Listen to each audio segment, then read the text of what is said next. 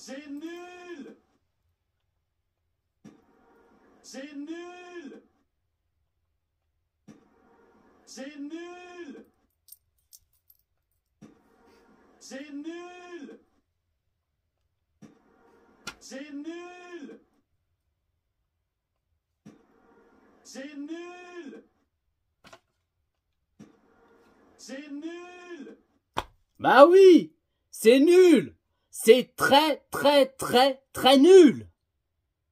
Quel décevant. Match de merde. Pitoyable. Dégueulasse. Horrible. Ignoble. Moi, je pensais que le Paris Saint-Germain, qui allait s'imposer face à Monaco, avoir les 3 points, et là, ça fait 2 matchs sans victoire.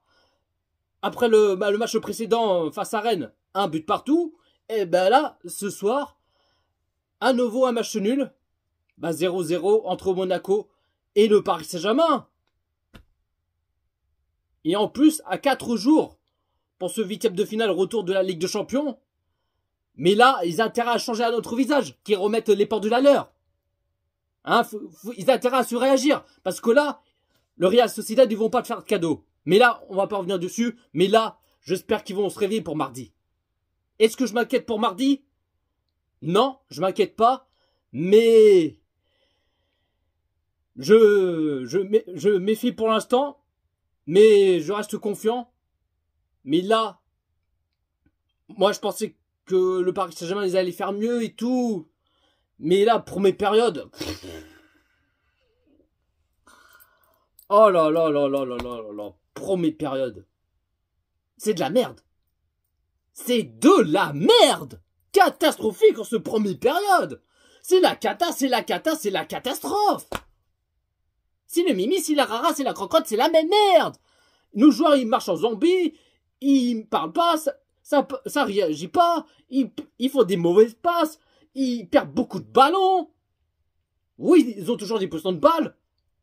Ils montent pas en puissance. Pas des occasions. Zéro. J'ai vu nos joueurs, ils ont joué en Playmobil sur le terrain. Des pots de fleurs. Des pots de fleurs sur le terrain. Nos joueurs, ils bougent pas leur popotin, ils restent plus bas, ils commencent à stresser, paniquer, à reculer. Mais on a vu que Monaco, qu'ils ont créé des occasions dangereuses. Mais heureusement que Donnarumma a sauvé plusieurs reprises. Parce que sinon, on aurait perdu au moins 2-3-0 ce première période. Ah ouais, parce que là, on a vu Monaco qui se posent pas de questions. Ils ont créé beaucoup des occasions, ils sont en train de l'enchaîner. Mais nous, nos joueurs, en train de se reculer, ils ont fait le mimi, les rara, crocotte, la même merde. Ça va pas, ça. Ça, c'est, première période, c'est de la merde. Horrible. Horrible, c'était ennuyant, c'est décevant, ça se voit, ils étaient complètement à l'ouest, ils étaient complètement perdus à un labyrinthe. Donc voilà. Mais sinon, 38e minute de jeu, premier changement pour le Paris Saint-Germain parce que Asensio, il a senti une petite douleur. Alors je pense pas que ce soit pas trop grave, mais on verra bien. Asensio qui sera à la place Barcola. Et puis, du coup, première période 0-0 entre Monaco et le Paris Saint-Germain. Et non, franchement, c'est horrible. Horrible. Franchement, je suis pas content. Je suis vachement déçu. Vachement déçu. J'ai pas aimé le comportement de nos joueurs en ce première période. Honnêtement.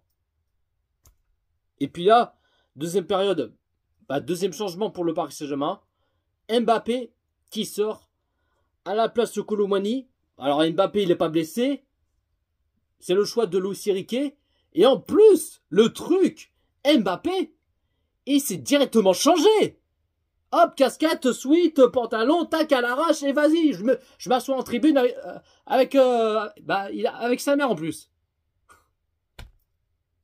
Et en plus, le truc, il reste même pas avec ses coéquipiers. C'est un manque de respect, ça. C'est quoi, ça, à un moment donné? Ça se voit que Ça se voit que Mbappé, il a envie de quitter le PSG. Ça se voit. Ça se voit de son visage. Et on sait que son rêve, c'est au Real Madrid. On sait très bien. Mais il aurait dit dans sa tête, vivement je me casse, vivement que je vais aller au Real. Mais casse-toi! Casse-toi, tu prends tes valises et tes clics et tes claques. Et merci, bonne continuation et envole-toi en Espagne. Bref. Deuxième période. Bah, c'est la même chose. Pour le PSG. La même chose. En ce première période. Et bah, pour ne pas changer, hein, qui font que de la merde, et encore que de la merde. 58e de jeu. Double changement pour le Paris Saint-Germain. Hernandez qui sort à la place Nuno Mendes et Ramos qui sort à la place Dembélé. Et puis là, vers la 60e minute de jeu, on a vu le PSG qui commence à se réveiller petit à petit, mais un tout petit peu mieux. Mais un petit peu mieux par rapport à ce première période. Hein, c'est une mi-temps sur deux, l'ascenseur émotionnel. Ah bah ça on a l'habitude avec ça. Ça on a l'habitude. Mais là, on a vu le PSG qui commence à se réveiller, qui commence à créer des occasions, là qui font des passes et tout ça, qu'ils ont rien se lâcher et tout. Mais voilà, franchement là j'ai aimé en ce deuxième période, mais voilà, c'est un tout petit peu mieux, mais voilà, pour l'instant. Et puis bah sinon 85e minute de jeu, cinquième changement pour le Paris Saint-Germain. Solaire qui sort à la place Lee. Et puis, du coup, score final, match nul 0-0 entre Monaco et le Paris Saint-Germain. Donc, ce soir, pas de victoire pour le Paris Saint-Germain et pas de but pour le Paris Saint-Germain. Match de merde, match décevant, match triste, ennuyant. Et voilà, pas de mots. J'ai pas de mots à dire, mais il y a que ça. Voilà. Mais après, franchement, l'homme du match, c'est Donnarumma. Donnarumma, il a sauvé plusieurs fois. Qu'il a sauvé plusieurs reprises en ce première période. Et aussi en deuxième période, qu'il avait sauvé au moins 2-3 reprises par là. Mais pour moi, l'homme du match, Donnarumma. Parce que sinon, sans Donnarumma, on aurait perdu ce match. On aurait pris au moins 3-4-0 dans la gueule. Tu vois ce que je veux dire? La compo de Luis Enrique, qu'il a mis en 4-3-3. En gardien, Donnarumma. Défenseur gauche, Hernandez. Défenseur droit, Hakimi. Défenseur central, Beraldo, Mokele. Marquinhos, il n'est pas là. Danilo, il n'est pas là. Ils sont blessés.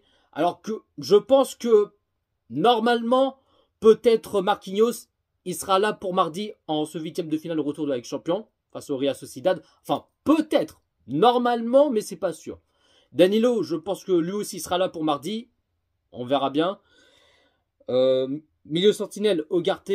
À gauche, Vitinha. À droite, Soler. 3 attaquants. À gauche, Mbappé. À droite, Asensio. Et puis attaquant pointe, Gonzalo Ramos. Le Paris Saint-Germain qui a fait 68% de possession de balle. Côté Monaco qui a fait 32% de possession de balle. Le Paris Saint-Germain qui a fait 15 tirs et 7 tirs cadrés. Et côté Monaco qui a fait 13 tirs et 6 tirs cadrés. Donc voilà la team, pas plus à dire. J'ai pas grand chose à dire. Je suis vachement déçu. Moi, je m'attendais à voir mieux. Mais franchement, ils m'ont déçu. Voilà. Il n'y a pas de mot à dire. Voilà. Franchement, je suis dégoûté. Je suis dégoûté de ce match. Donc voilà la team. Dites-vous dans les commentaires ce que vous en pensez de ce match Monaco-Paris Saint-Germain. Un petit pouce bleu, commentez, partagez et on est carré. Sur ce, prenez soin de vous la team. Ici c'est Paris.